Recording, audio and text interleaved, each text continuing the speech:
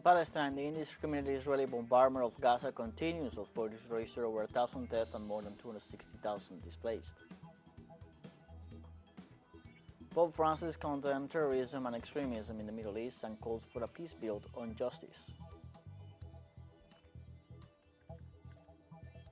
And in Russia, the Energy Week got underway under the theme, the new global energy reality, building for the future. Hello, welcome to From the South. I'm Luis Alberto Matos from the TeleSUR studios in Havana, Cuba. We begin with the news.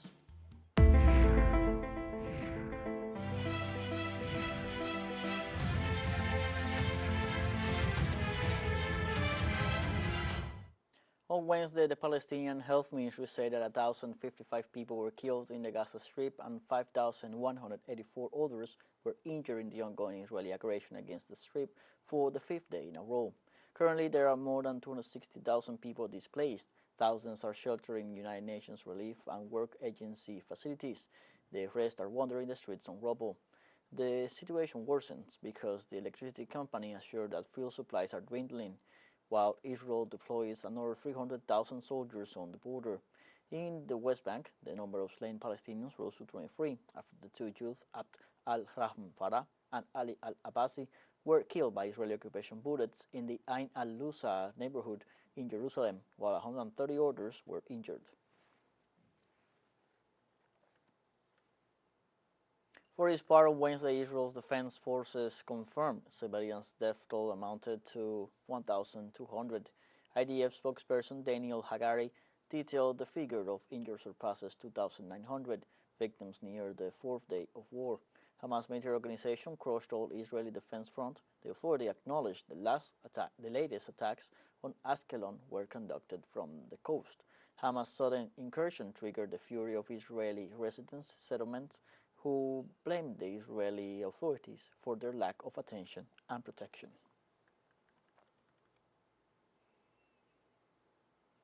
The first plane carrying ammunition and air defense supplies from the United States landed in Israel. The U.S. announced the shipment of supplies and more security assistance to Israel to fight the Palestinian Islamic resistance movement. Tel Aviv assures that this shipment will allow significant attacks and preparations for additional scenarios. The Palestinian organization Hamas assured that Washington provided Israel with the means to continue committing war crimes against Gaza.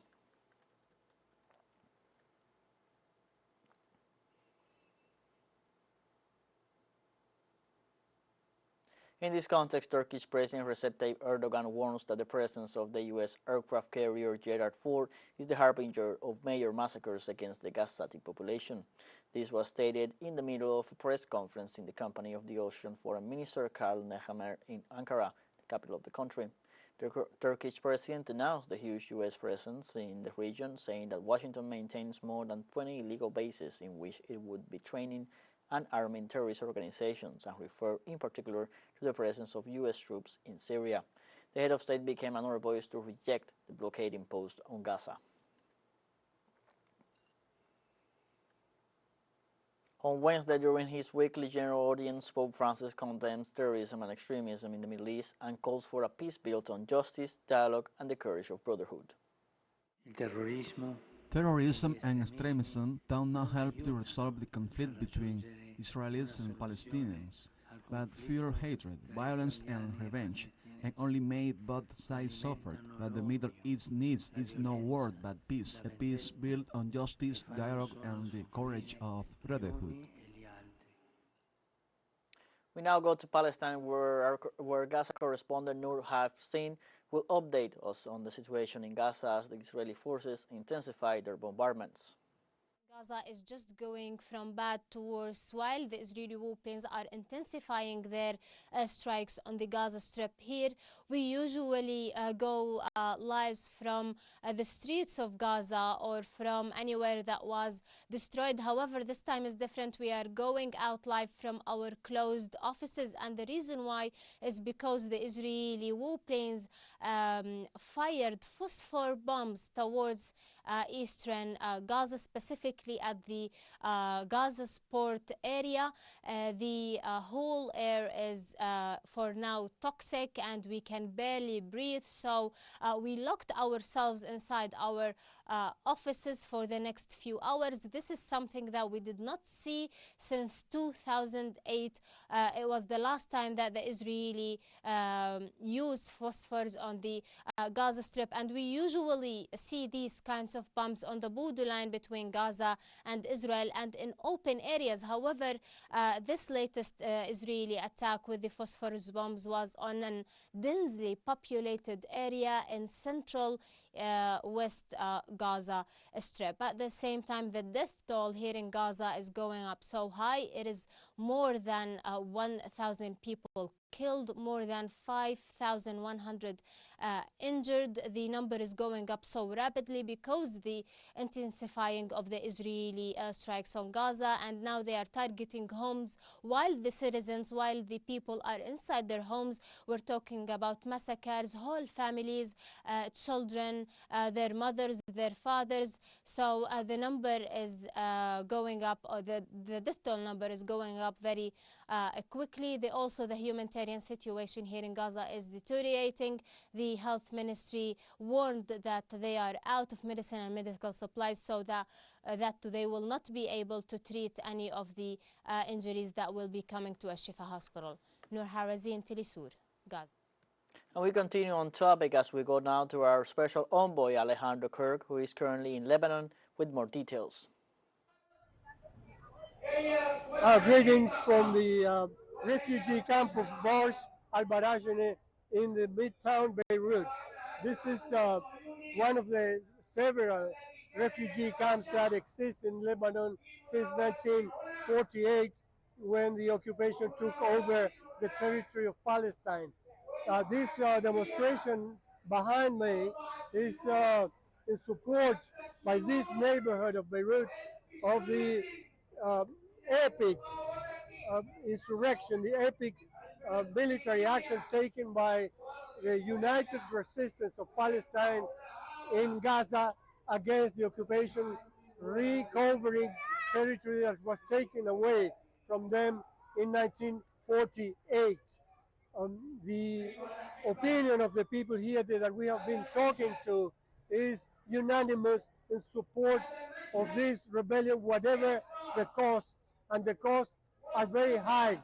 The occupation regime has cut off electricity, gas, water, and food to what is considered the biggest concentration camp in the world, with 2 million people surrounded and blockaded by the Israeli regime. So these people here, and also in the camp of Sabra and Shatila nearby, are totally in support of this and willing to go and fight and join the resistance, which for the first time in history is totally united towards the liberation of Palestine. So we believe, we feel that we are living here through history. Thank you. That's it for now. Let's now take a short break, but remember you can join us on TikTok at TeleSUR English, where you'll find news in different formats, news updates, and much more. Other stories coming up. Stay with us.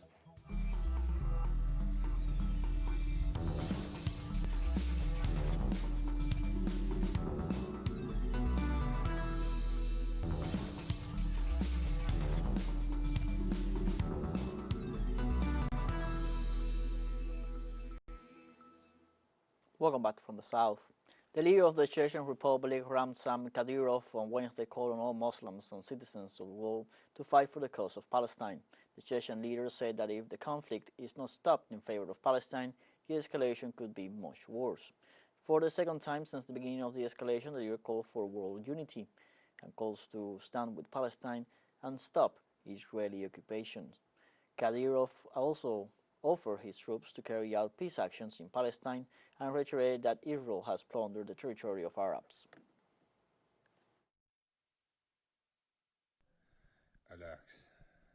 We fully support the actions of Palestine because their land was once taken over by Israel and kept them isolated. They have no freedom of speech, and today I'm against the war, and I ask everyone to stop this war from spreading to the world. Once again, I call on all Muslims, all citizens, and our state to support the truth and stop this war, or send us there as peacekeepers. We will identify and stop the ones who are wrong. The ones who are right we will identify. We will stop those who continue to fight. Long life justice. Allah is great. In Brazil, movements and organizations in the state of Sao Paulo mobilized in solidarity with the people of Palestine. Representatives of popular movements, organizations, diplomatic representations, and trade unions held protests in response to the Israeli offensive launched last Saturday. In this way, they asked for an analysis of the current conflict in the Middle East with the aim of reaching an understanding of peace between both parties. Finally, they denounced the media silence in the face of the facts of international organizations.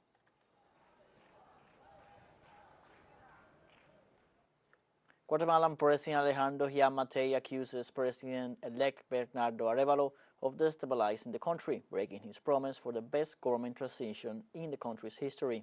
The head of state released a letter addressed to the president-elect in which he makes serious accusations against Arévalo. According to President Giammattei, his successor distances himself from what he calls the incidents of ungovernability. Giammattei refers to the protests against prosecutors and judges that have put democratic stability at risk, according to the Semilla movement, various organizations and regional governments, and more recently the Puebla group. President Giammattei challenges Arévalo to assume the consequences of his actions.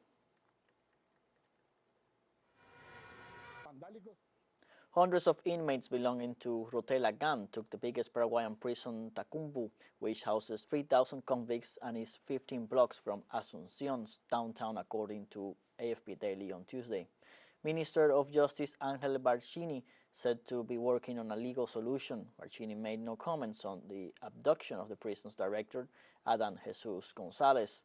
TV News reported several prisoners threw out rubble to officers as they set fire on mattresses inside. Spokespersons of the local police informed mutineers took 10 guards and 30 women, likely visitors, as hostages. Criminologist Juan Martins told AFP Rotela gang took over Tacumbu prison, a gang managing drug trafficking in Asunción and its metropolitan area. Mutineers demanded on Tuesday Barcini's resignation to stop the riot. There are about 30 women visitors and 10 colleagues on duty. We don't know what's happening, but there is a demand from the Rotela clan that the minister come and talk to the clan, and they want to clarify that the policeman Oliver Lescano supposedly is not dead.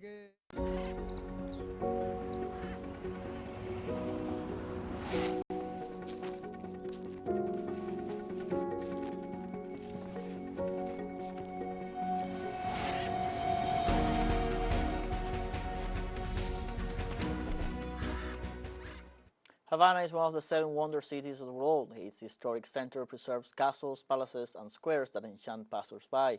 But what gives the city special magic is its people. Cuba on the Move unveils this time the story of Juana la Cubana. Fabiola Lopez tells us more. These are pictures of the Wonder City any day in 2023. In the 1776 Cathedral of Havana and its surroundings, postcards like these are common enigmatic gypsy women, traditional dresses, vivid colors, and lots of flavor. Siempre yo levanto mi copa. I always raise my glass and ask for peace, unity, and tranquility for Cuba. But I also ask it for the world. In this corner of the famous square, she's perhaps one of the most famous faces of Cuba. There is no tourist who passes through here that does not take a picture of her. For many, she is a symbol of the Cathedral Square, an iconic figure of the old Havana. However, very few know her story. I am Santera. I am Palera. I am spiritual. I am seer, and I have dedicated my whole life to this. Her real name is Juana Rios Rios. She is 84 years old and was born in the westernmost province of Cuba, Pinar del Rio. She has 4 children, 10 grandchildren, and 16 great-grandchildren. The saints that rule her are Oshun and Obatala. Her daughter Teresa has a gift and reads the cards together with her. Dormida, aprendí a tirar las cartas. While sleeping, I learned to read the cards, and later I began to read the cards dressed as Jabot on the street. Before setting up here, I would do it in a more secluded corner because back then I didn't have a permit. And Eusebio Leal passed by it and asked me, "What are you doing there?" And I told him, "Eusebio, I'm reading cards because I want to buy some leotards for my granddaughter who is in rhythmic gymnastics. I won't do it anymore." And he told me, "No, no, no, it's okay. Stay there." And he put me to work here. He told me, "Juana, you have to behave well because I discussed this work with Fidel and he authorized me to do it." Juana always has a cigar in her mouth. However, she confesses that she does not like smoking. In her youth, she worked at a tobacco factory and claims to know all kinds of tobacco. The one that I am smoking now was given to me. I don't really like any of them because my African deity likes to chew. And I put it in my mouth for her and turn it around because I don't like tobacco. What I like is sticks, beans, Cuban food. La comida cubana. La abuela de Juana era africana. Juana's grandmother was African, her father a musician who played 10 instruments. She says that since she was 10 years old, she has been accompanied by Rufina, this black doll that spoke to her while she slept. When Fidel Castro died, she was one of the first to arrive at the Revolution Square to pay tribute to him. She says she's a grateful woman. Muy agradecida. Very grateful, because when the revolution triumphed, I lived in a small wooden house, and the revolution gave me a house. I used to sign with my 2 fingers anything I had to sign. Then a teacher that the revolution brought to my house taught me to read and taught me to write. That's why I always carry my revolution in my heart. Por eso siempre llevo a mi revolución en el corazón. Juana loves music, she sings and dances about everything. Tengo mi bastoncito porque I have my little cane because I've had a few problems with my legs. But when I hear the music, I throw the cane away and start dancing. Well, Cuba is a little hot, but we will always fight to move forward because we are severely blocked by United States imperialism. When I read the cards, I see that we Cubans even cure ourselves with herbs. I know about herbs, but always the doctors trained by the revolution, especially by the commander-in-chief, always strive to save us. And I do say that with one more effort, we will go forward. Estoy de nuevo a tu lado, madrecita, muy contenta porque ha triunfado la revolución y han cesado los tormentos Fabiola López, en mi TeleSUR, alma. La Habana. Fidel nos ha premiado por darle a Cuba la libertad. We have a second short break coming up, but before we invite you to visit our YouTube channel at TeleSUR English. Here you'll be able to rewatch our interviews, top stories, special broadcastings, and more. Hit the subscribe button and activate the notification bell to stay up to date on the world's most recent events. For a short break, don't go away.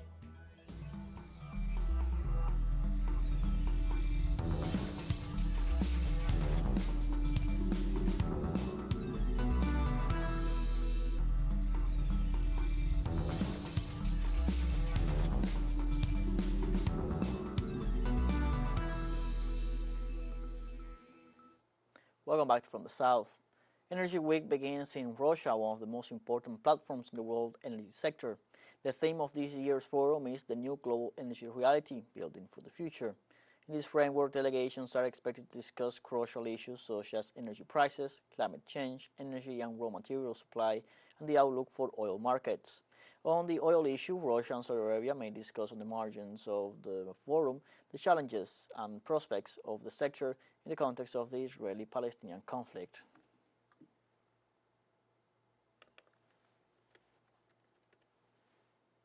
On Wednesday, Venezuela's Executive Vice President Delcy Rodriguez arrived in Moscow leading a delegation from her country to participate in the 6th Russian Energy Week, a forum of vital importance to address issues of global energy balance and cooperation.